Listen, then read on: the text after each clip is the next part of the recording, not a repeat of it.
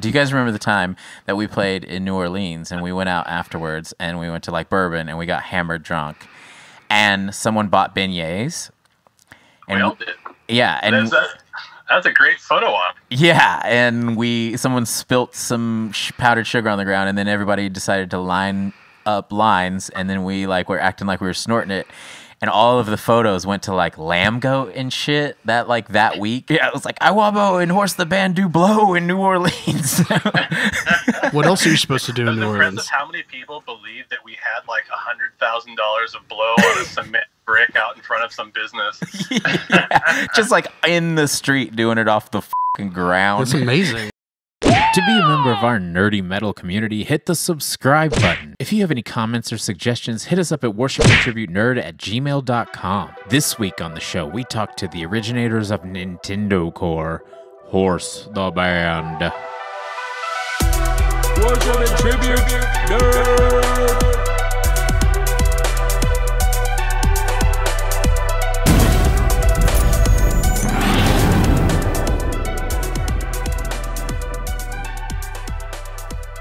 Hey, what's up, everybody? My name is Michael, a.k.a. Rickshaw, and this is Worship and Tribute Nerd, the show where metal dudes nerd out. You nailed that one. My friend Adam from Oceano one time said, hey, when you're doing social media, you have to remember it's a community you're trying to build.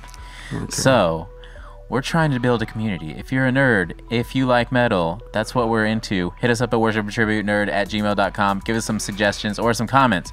Anyways, today we have my co-host Fuzz. Hey guys.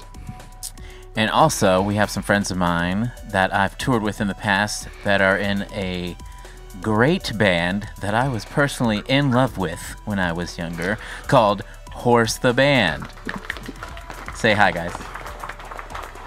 Hey guys. I'm David. Nathan? Just not going to say anything. Yep. How are you doing? All right. Well, anyways, guys, you know, it's been a long time since we have talked or seen each other. I believe I seen Dave one time shortly after, like, I was off touring a long time ago in downtown LA for like 5 minutes. We hung out or something. But other than that, I actually thought that was going to be the start of a new phase of our relationship where we both lived in LA. Right. We'd hang all the time. But it just happened once. Well, yeah, that's the thing is like when I lived in LA, I knew a bunch of people and we'd hung out like once and then we just never saw each other again because I guess I realized how much trouble it is to like drive 5 miles in LA and it takes usually like some hours. Yeah. So then I ended up just not having friends when I lived in LA. So it's true. I remember that night we went to Bar 107 and you won the karaoke show when you like sang Usher. Oh, I actually that. I actually didn't win, but I did good. I did good. He kills it. He always kills karaoke. Usher's my go-to. I was impressed. Nathan, do you like karaoke? I've never done it. I could vouch for that. Really? That's interesting. What's your go-to song, Dave? I don't do it either. Aside from that time, when's the last time we saw each other, guys? Probably the last tour was it in Europe, the last tour we did, or was it? I don't specifically remember, but I remember you were wearing a striped tank top. Oh, it was in his striped tank top phase? That was a horrible phase. It was a horrible phase, now looking back. They tried to tell me at the time. Oh, I told you all the time. But sorry. Yeah, it was. I'm guessing Europe because we did that first the Fate or Destiny tour before we did Europe, right? Yes. Oh, there was one other time I think. Wasn't there one time we were like in the same city once, and then or maybe we were on tour together that night. That's why we were in the same city. Are you thinking about like New Orleans or something? No, I'm thinking about Worcester. Worcester, the Palladium. Yeah. Yeah. I remember when you went to the sole proprietor to to eat a bunch of oysters and clams after the show. I don't remember that. I think Steven went. I don't know if he went. Oh, really? And I remember everybody was like mad at him because he was taking too long. I remember it was like, or maybe he was mad at somebody else who went, and then he was usually the mad one. Right, always the mad one. He's always the mad one. He's a pretty stressed out guy. So and then he found drugs allegedly. Right, weed allegedly. Did we play with you guys in Dallas once? After, like, we weren't on tour together, but we just played like one show together. It might have been like one of those festivals or something like that.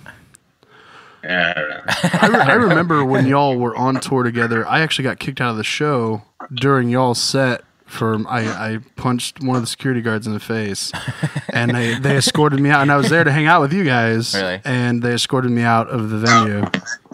So I have a couple. I actually, so like, this is a funny thing.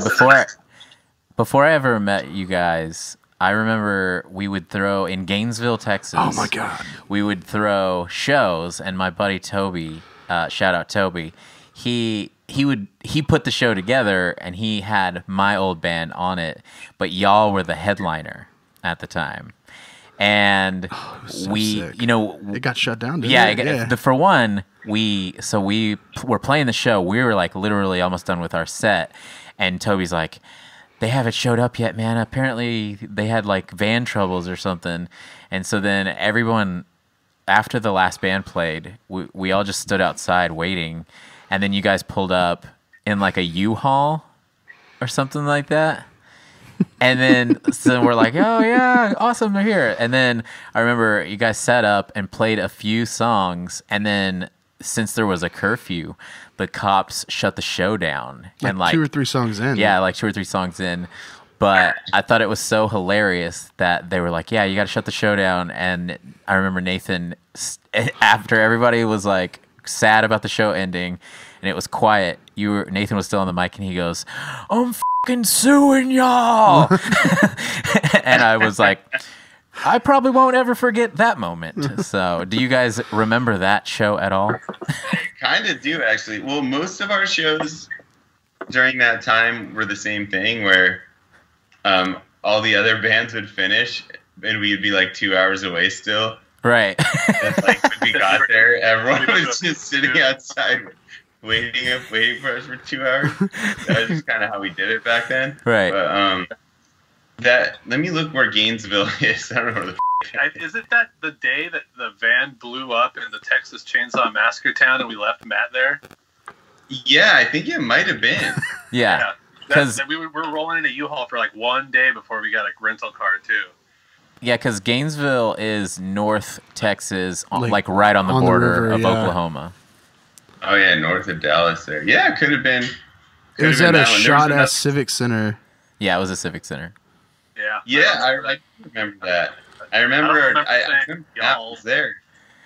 Yeah. I feel like he was where like Matt was like yelling at the promoter, which I guess is your friend. Yeah, yeah. Well, no, so apparently my friend Toby and someone else was putting it together, and that other friend that was in charge of the money had lied to them and said that the guarantee was way smaller. So then when the show ended up getting shut down and you guys didn't even get to play, and then like some of the people had like left or demanded their money back because you guys were late or whatever, and the dude ended up going up to Toby and being like, well, sorry that, I lied and the guarantee's like $1,000 more than I told you. And he was like, what?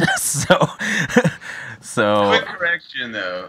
At that phase of our career, there's no way the guarantee was $1,000 more than. Okay, well, but I mean, he meant, I think it was for the total for like the total for every band and everything. But y'all's he like deflated y'all's when he pitched the idea. You know what I mean? He was like, we could pay all these bands to play, and then Horse is gonna play for like this little amount. Ours was like $100. Yeah. So then, yeah, that was the story I got. But that doesn't matter. Sure. That was but that's what led me to like whenever I Wrestled a Bear once got a tour with y'all, I was like, man, I hope they don't sue us for anything. But yes, we did end up having a good time on that tour. I've never sued anybody yet. Still thinking about it, though. I've got options. I mean, for the longest time, whenever something disappointing happened and everyone got quiet, I screamed, I'm f***ing suing y'all, just because of that moment. It's true. Also, I remember, this is a bit of juicy drama. I remember, do you guys remember because... Other guitar player. Right. I remember one time you guys were playing and we were watching Side Stage, and like Nathan like gives the signal like, come on out here, you know, like, and he's like, no, and then Nathan like goes over and he's like, no, come on out here with us on stage, right? He's like giving him the signal. Finally caves and he's like, okay, whatever. Then Nathan like pulls him down because there's like a stoop where the stage is, pulls him down and brings down on his lap, and was like super uncomfortable with like any kind of male touching. and then as Nathan's like doing vocals, he reaches up and like fish hooks in the mouth. And I swear, for like the rest of the tour, he was just not the same. He was like, I don't know how I feel about these guys. Just because of that, I respect you more. I respect you even more now. That's ridiculous. But yes, that was also the night where you pulled the fire alarm. Oh, yeah. Wait, was there a magician there that night? There might have been a magician there. I know the same venue, but I don't know if it was the same time we were there. Right. Magician as opener. Good God. That honestly... Like, go ahead. I was just saying, it's like a Christian magician or something. It's like such a hard act to follow. You can't beat that. Actually, Mikey, my drummer at the time, we were watching y'all's set that night, and we still like really didn't know you very well at that point. But he said, we were watching you, and Nathan said something. He was talking to the crowd, and then Eric like had to take off his shoe, and he's like, I just kept feeling like there was a rock in there, but then eventually, I went to look and there wasn't a rock. And Nathan's like, that's what kids are saying about this show. And like, and the rest of our time, Mikey was like, these guys are great. Ever since there's no rock in there. Oh goodness. I'm going to bring up one more time because this is hilarious. Do you guys remember the time that we played in New Orleans and we went out afterwards and we went to like Bourbon and we got hammered drunk and someone bought beignets? And we all did. Yeah, and that's a great photo op. Yeah, and someone spilt some powdered sugar on the ground, and then everybody decided to line up lines, and then we like were acting like we were snorting it. And all of the photos went to like Lamb Goat and shit that week. And it was like, Iwabo. Yeah, it was like Iwabo and Horse the Band do blow in New Orleans. What else are you supposed to do in New Orleans? Of how many people believed that we had like $100,000 of blow on a cement brick out in front of some business? Yeah, just like in the street doing it off the fucking ground. That's amazing. Just like the whole bag dumped out on the Yeah. That's how good you guys were. The looks on the faces that sold it. Yeah, that's probably the highlight of my whole career, honestly. Like, just for kids to open up like their web browser and be like, "What?" Iwabo and Horse the Band, Co-Kids. That same night, we went to the bar and I did the Love Machine, and I got the top. That was great. Highest rating possible on the Love Machine. Nice. I felt like really important after that. Like the machine does not lie. I had a lot of doubts about myself before that. Do you know who I am? I scored the highest on the Love Machine. In my head, all the way, the people working at the bar were like, "Ooh." Like, we've never seen that shit before. It's probably because of all that blow, you know. It's probably just like a high blood pressure machine or something. It would really make a lot of of sense. Like measuring like sweaty palms versus like innate body temperature. All right, well, you guys recently put out a new EP, and it had been how many years since the last recorded album that you've done? 11 or 12. What year is it now? Or what year was that? What year was the last one, rather? I know what year it is now. 2009, but I think we recorded it a little earlier. But I think 2009 is Desperate Living. Oh, yeah. Tell me about the EP. Like, was it like a thing you guys got together for recently and did, or? Yeah, I mean, it was kind of a long, arduous process to do that. It's like, like 5 years ago, 6 years ago, we did a small European tour, and we were like, oh yeah, the 3 days in the middle of this tour, we're gonna take them off, go to this studio, and like write and record an EP. So like, we kind of did that, and we like made up some songs, but then we didn't really finish because Daniel wanted to go like to this brewery. So we spent most of our time just trying to find IPAs in Germany, which is not that easy. But IPAs. Well, we did come out of it with a few ideas for some songs. Right. And it's like over the next 5 years, we would like play them for 1 or 2 hours a year. Them a little bit closer to being done. Right. And then we recorded everything except the vocals like 2.5 years ago. Right. And then it was like every month or so I'd like bug Nathan to record the vocals, but it just like wasn't happening. And then Like driving in LA. yeah. And we created a Ethereum smart contract to try to incentivize Nathan to record the vocals, where we put $10,000 worth of Ethereum into a smart contract that could only be unlocked if our album was released, and then the Ethereum would flow out into our wallets. Right. But even that wasn't enough. They incentivized me with something I didn't know what it was. Yeah, it was like a year and a half ago when we announced that, or it was like 2 full years ago when we like did that Ethereum thing. So explain that again. Explain what that is, because I don't understand what that is. Oh, yeah, nobody really understands.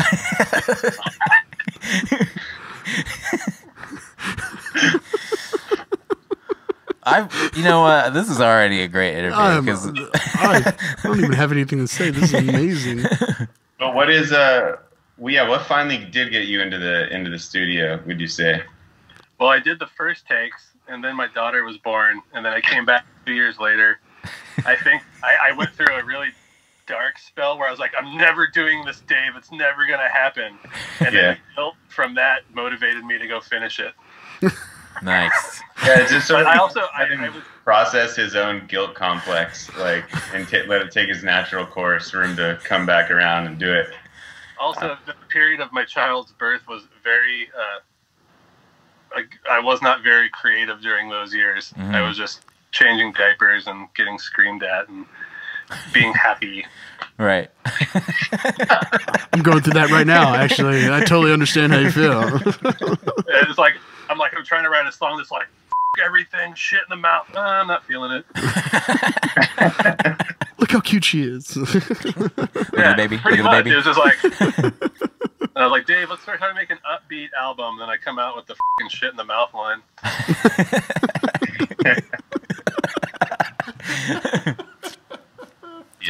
Yeah. So what was it? It was like in November or something. Like last November, we finally wrapped up the vocals, and then we were like, okay, we can mix it, fucking press it.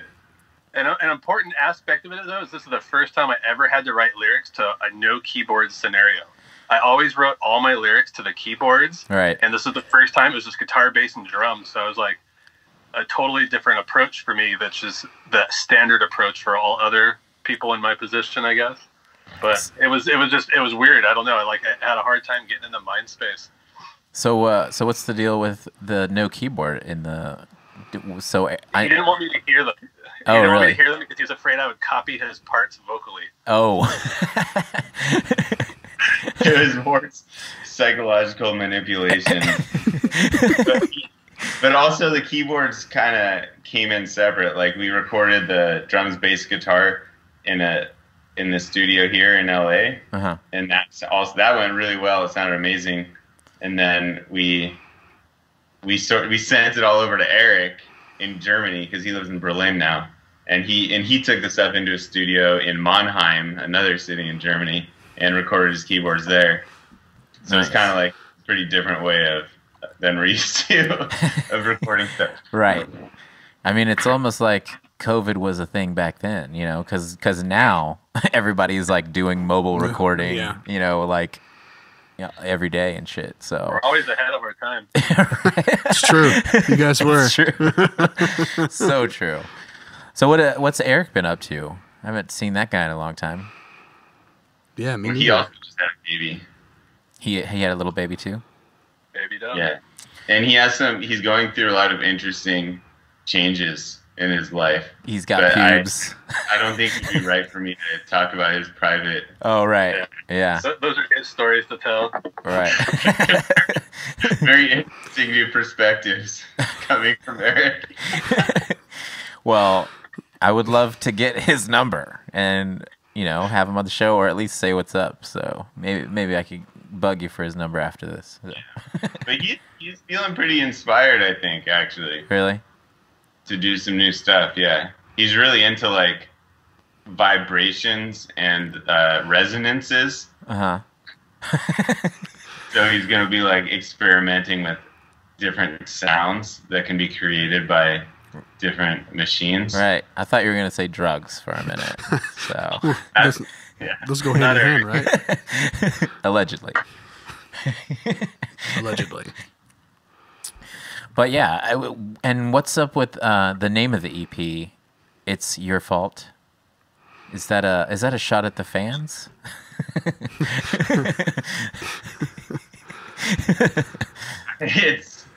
I mean, it could be. That's one way to interpret it. But it's. Have you considered it's your fault, Rickshaw? Oh my God. We talked about it, but I've never seen it from that perspective, actually. But it's starting to make sense. Way to go, dude. Anybody who listens to it should consider that maybe it's their fault. Right. Yeah. It's and it but probably then, I mean, is. you've seen that art, right? I have seen the art, but I couldn't make it out. It's like what? It's like a drawing, right? The one with What could you make out of that? Colors, right? Yeah, I don't know. You drawed it? Let's see if I can bring it up on the screen. Let's bring it up, because maybe I didn't look at it long enough to interpret it the way you're. You must have not really looked at it for very long at all. Maybe. He's a liar. Well, it's one of those things nowadays. Like, you know, you don't get much of the cover. You just kind of jump right into the album. You know what I mean? Like back in the day, you would take it out of its CD case and unfold it and hang it up on your wall and shit. And now it's like you see it once and then you're like, I'm just gonna go on Spotify and put my phone down and listen. Like a 4-pixel image in the corner of your phone. Yeah. Yeah. We actually. Some poor bastard spent hours on. Oh. Am I sharing the screen? Yes, you are. So, as you can see, let's talk about it. Okay, let's. First, you can see that this is Life Records number 2. Life Records number 1 is the Pizza EP. Okay. But now this is a person like a human-like figure, pointing as if like placing blame away from himself. Right.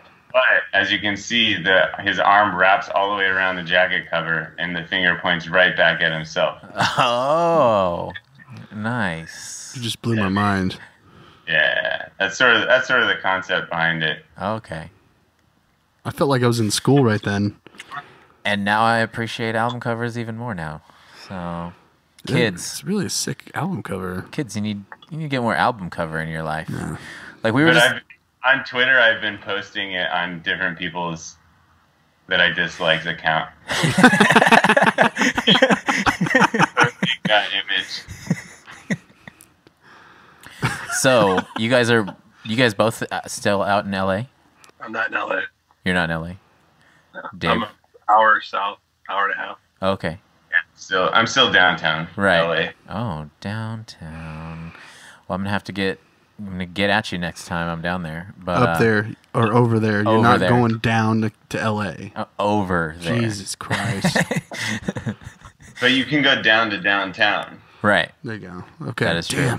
Damn it. I went to downtown Don't take his Disney side. today. Oh, that's awesome. Really? Yeah, I was shopping. I was trying to get some COVID. Gotta pick up that COVID how you can, you know? Can you guys see my sty, by the way? No. No. Well, now I can. It's like it f***ing hurts. Like, dude, that every time I sucks. move my face. Oh, that's horrible. Did you got eye drops for it? Because that's the only thing that make it feel better. I've been doing a lot of hot compresses. Yeah. So, okay, so let's get into the nerdy shit, you know? Nathan, you obviously collect action figures. What are some of the action figures that you collect? I'd like to know. 3 3/4 enthusiasts. Yeah. From there on out, all the hot '80s properties that everybody knows to death. Robots, that type of stuff. It's a really big, giant mishmash in here now, though. I didn't have any individual anything. It's all just mashed together in one nightmarish tornado of fantasy and alternate reality. Sounds incredible. It sounds like a good getaway. I can give you a brief tour. It's not very well lit at the moment. There's a bunch of robots behind me at the moment on this shelf. Hi, robots. And we got a little Star Wars base. We got some fantasy dudes. We got some War Duke over here, and Oh my god. living in a forest and shit. Come down. And, yeah, even Atlantis is down here if you look close enough. Look. I've been buying these cool art figures from this guy Has No Talent on Instagram, making them for the Mandalorian in the Kenner style. Oh, nice. They're These are beautiful. sick. That's dope. I love this guy. More robots. My big ass Snake Mountain. Super 7 really pulled through on that sucker. Hell yeah. Everything's in diorama form. Most of it's dilapidated and destroyed by my daughter at this point. It's a Mando baby spear. Mando. Dude, you don't have shit on his. I know, I really don't. I built all this like 10 years ago, and I haven't been in here since, really. A whole lot of chaos going on in here. Yeah. You're like, it's like the Lego movie in there, like with your own world and shit, telling your own stories. I've given my daughter custody of it. She just goes in there and just like rips things out and chews on Pikachu and has a great time. Well, that's super dope. I'm guessing you were into Mandalorian. Yeah, it was good. Mandalorian was so sick. I've been trying to convince Fuzz over here that it's sick. I'm sure it's sick. Look, the first season was too slow for me, so I stopped watching it. I'm sorry. Sue me. Yeah, like everybody, time is precious. You got so much to do these days. Well, I have a 2-year-old daughter that runs around and destroys the house, so I don't have much time to sit down and watch anything that's not animated or bubble guppies. So that's true. I've probably seen too much Peppa Pig for my own good. Oh my god, yeah. We're trying to steer away from that, and I don't want no part of that. It's Cloudy with a Chance of Meatballs at your house. Yeah, like that's every day. all the time. Yeah. Now she's in the Book of Life too. So I've watched that twice yesterday. So Dave, you're into meat, right? I like. But I mean, I don't want to. I'm going to seem like a poser in the presence of a real butcher here. You're not. I just like food.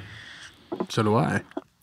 I just imagine, me making highlights for this and saying like, watch as Dave gives his view on making pork products. Yeah, making sausage. What are you nerdy for? Sausage making.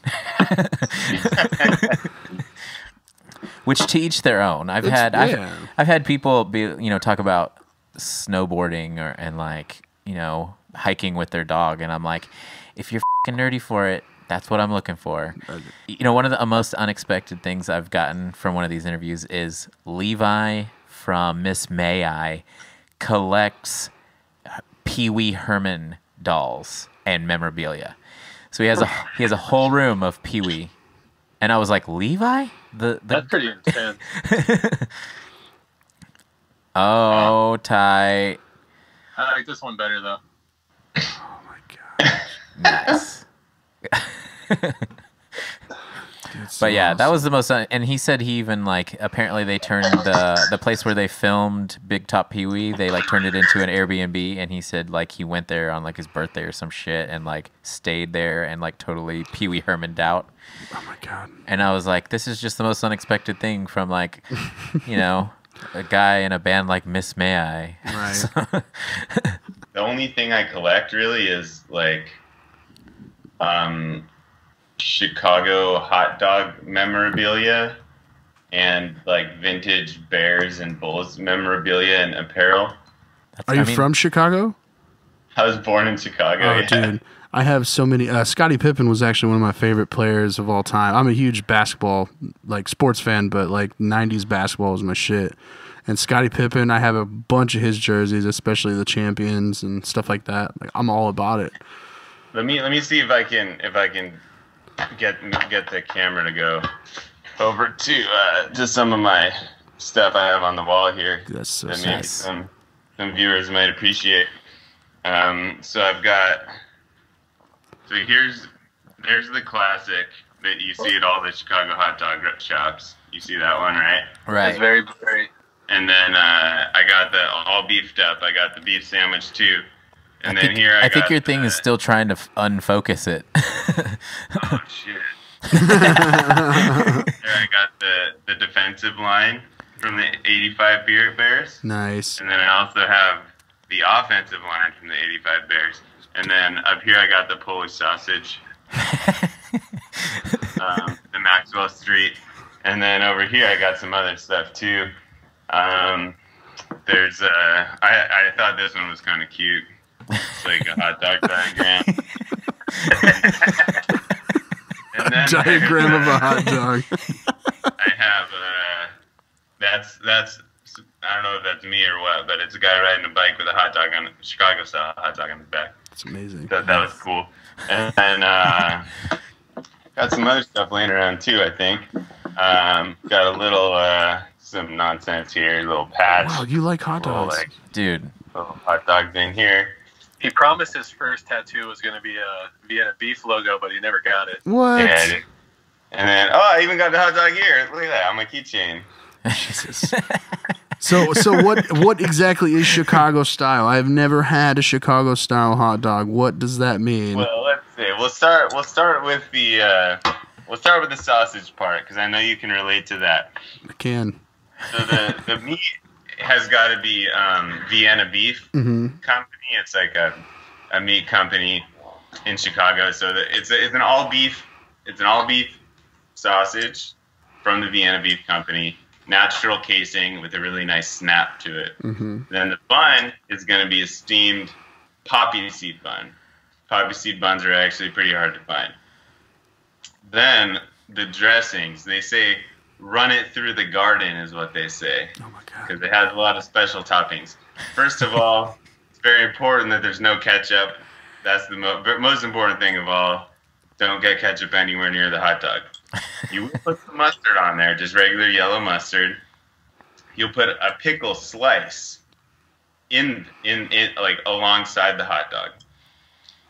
There's a special kind of relish that looks like radioactive green, and it has a bit of a different flavor than your normal relish, so you put some of that on there. Then you put sport peppers, 2 sport peppers, like little spicy pepperoncini type things, a couple of those, a couple tomato slices, some chopped white onions, and then dash of celery salt. There you go, Chicago style hot dog. Man, I just ate that mole. Now I want a dog. Yeah, it's like you're so hard to find here. Yeah, it's impossible where I'm at. And Dave, you're very passionate about hot dogs. You really are, man. Yeah, I guess we discovered my nerd passion. This is what this show's about, you know? Finding out your homie loves a good dog in his mouth, you know what I mean? Whoa. Dude, hot dogs are awesome. I know, they are good. Yeah, I'm gonna plug back in and see what happens.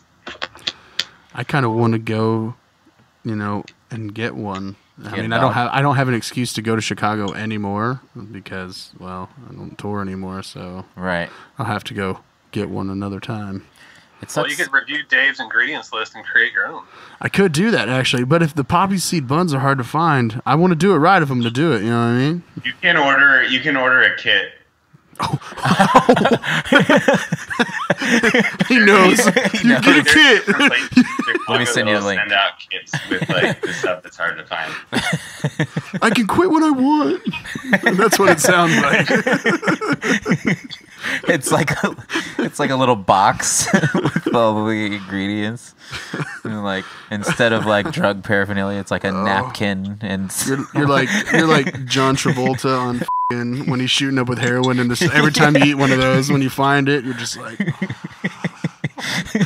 there's like a spoon with like some onions in it, and he's like heating them up to put. Fuck, am I gonna get a hot dog now? This sucks. That's sick. I make full like German product, all German sausage, like summer sausage and like Landjaeger type stuff that's shelf stable and dry and stuff like that. It's pretty cool.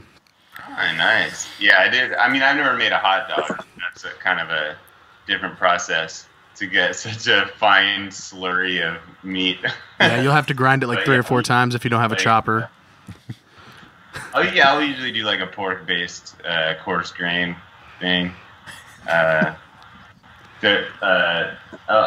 do like to throw in some like sharp cheddar, like smoked jalapenos or habanero, and make it like spicy.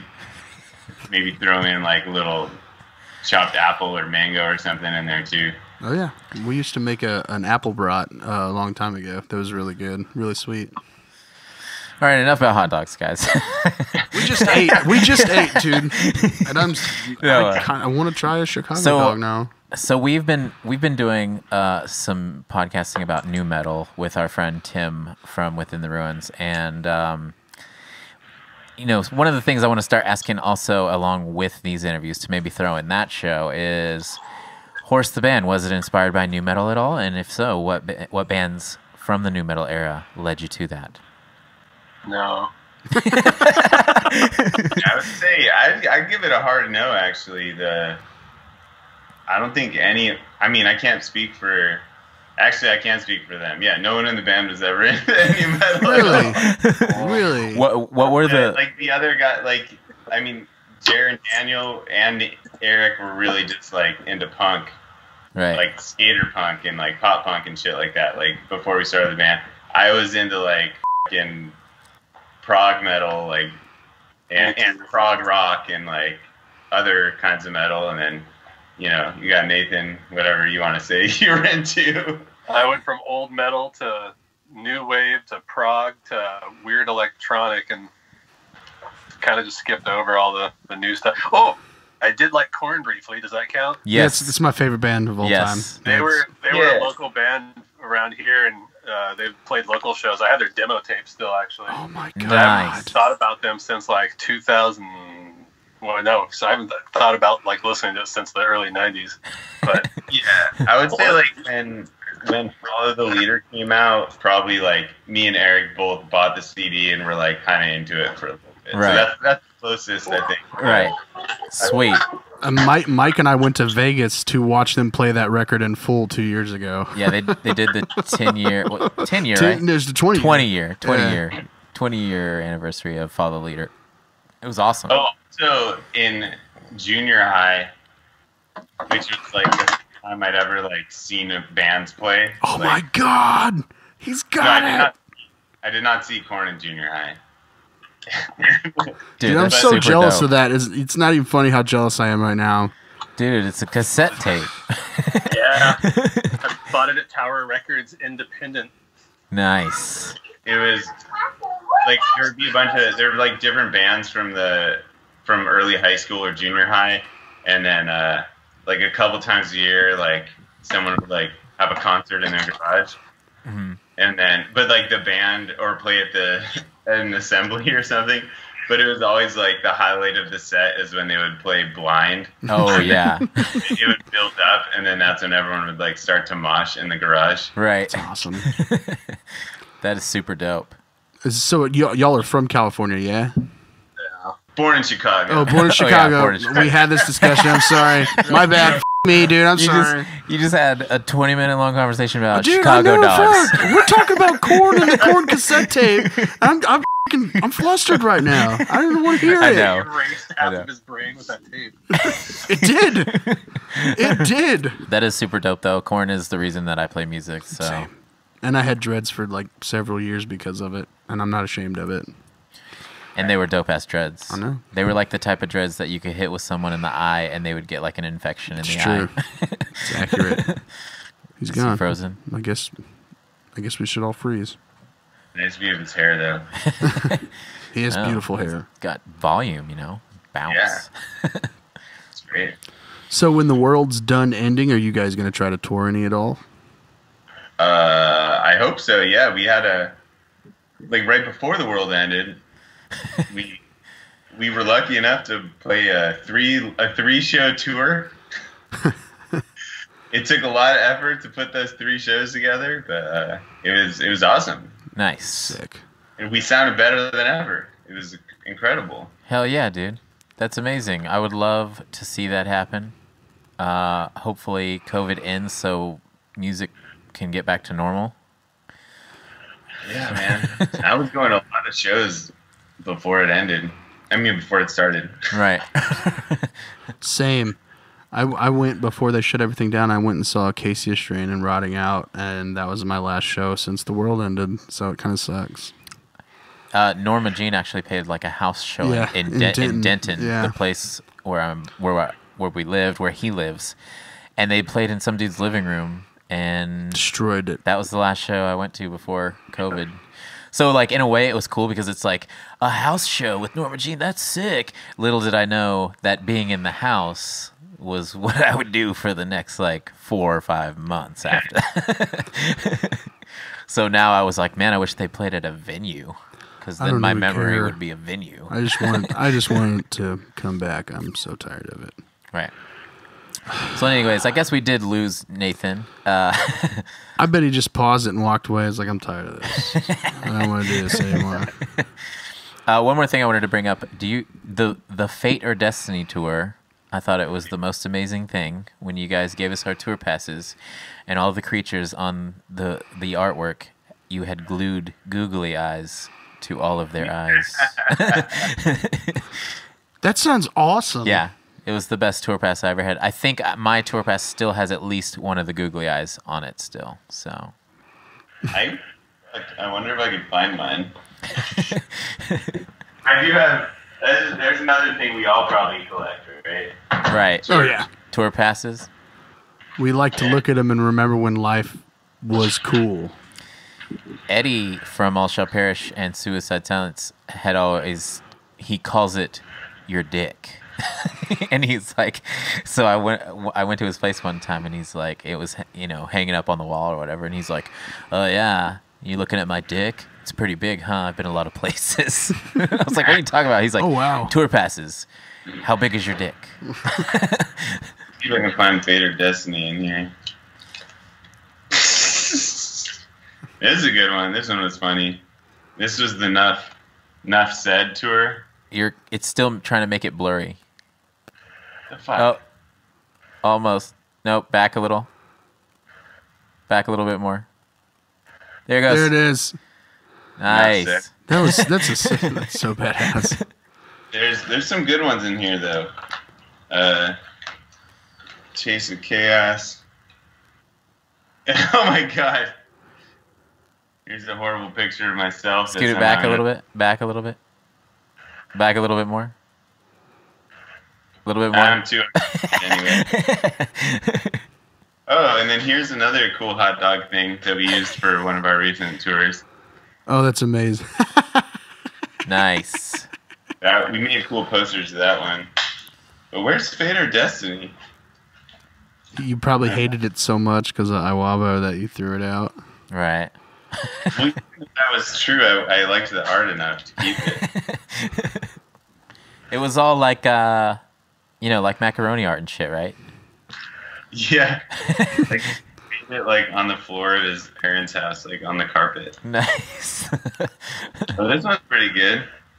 This was like fan art that we liked and turned into a poster. Oh, that's really cool. Back it up. There it is. That's really sick. Nice. That's pretty sweet. Yeah, that one was good. And then I'm actually excited to see if your Fate or Destiny pass has googly eyes on it still. I'm telling you, he threw it away because he hates you. Can't find it? I mean, I haven't found it yet.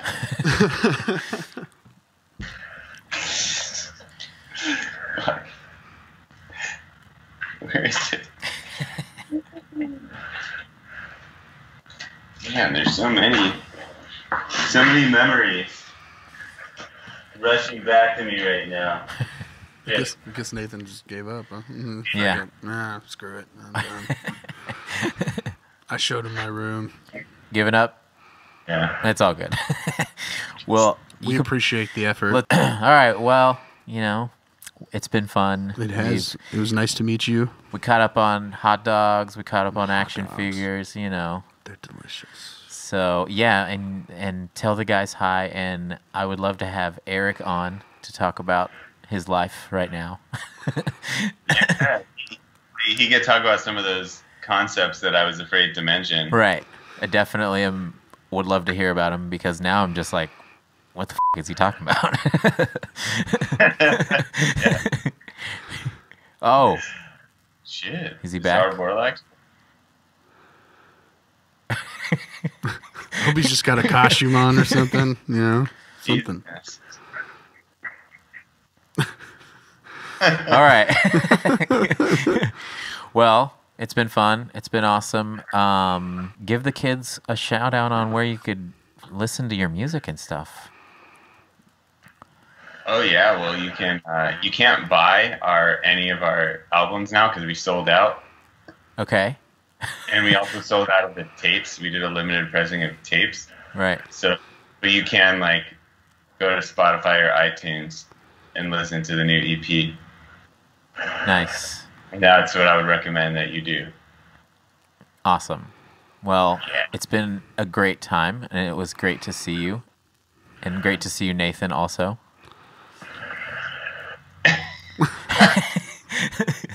That's great to see you, Nathan. It's been a long time. All right, well, I hope that when COVID ends, you guys go back on tour, because I wanna come see y'all, and I want to hang out, and I want to fucking jam. And I hope to see Eric dump a big handle of vodka into a crowd of 18-year-olds, just like back in the day. Yeah. There's 12-year-olds in our crowd now. They also get older as we get older. That's true. Out. Yeah. But their kids show up sometimes though, so it might be pouring vodka into 10-year-olds. It is what it is. Yeah. Anything to shut the kids up nowadays, you know what I mean? All right. Anyways, guys, it's been fun. And It has, guys. It's been awesome. Thank you. all right. See you later, nerds. Y'all.